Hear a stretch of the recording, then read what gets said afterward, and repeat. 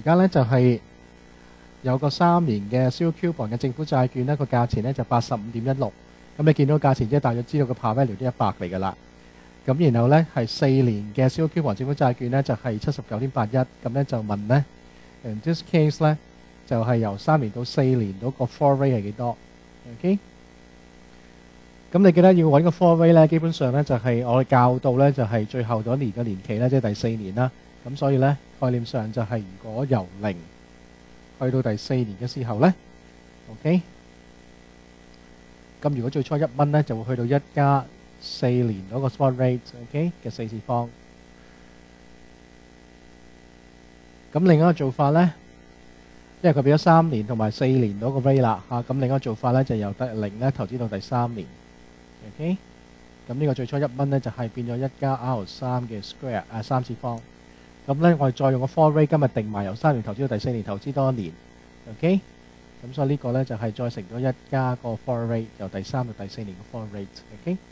咁呢兩個都係可以投資4年啦嚇，咁所以佢呢兩個係應該咧就係一樣嘅，係一樣 ，OK。咁所以我哋就會知道咧1加 R4嘅4次方咧會等於咧1加 R3，即係3年 spot rate 嘅3次方乘翻1加 fall rate。咁你轉一轉嘅時候咧，即係個 fall rate 咧就會等於咧係1加 R4嘅4次方除翻1加 R3嘅3次方，然後咧就再減1嘅。咁 next 咧就係我哋點樣揾到個1加 R4 同1加 R3啦嚇。咁我睇翻 equation 咧，3年嘅 Zero Coupon Bond 咧就係85.16嘅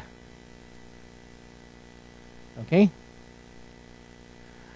咁3年 Zero Coupon Bond 咧就係其實咧佢係得一個 cash flow 咧就3年到期啦嚇，咁攞翻 par value 100蚊。咁所以我知道咧，將呢個第3年收到100蚊，就 discount 翻到今日，即係除翻咧1加3年嘅 discount 3次咧，就等於咧係85.16。咁如果係4年嗰 bond 咧，就係將嗰100蚊除翻1加 R4啦嚇，仲4年嘅 spot rate discount 4次，就會等於翻咧79.81咁樣 ，OK。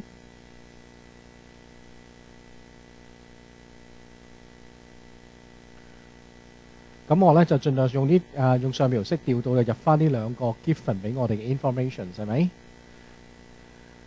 咁我就將呢個數啦嚇，咁基本上咧就係分子分母乘翻100啦，分子分母乘翻100 ，OK。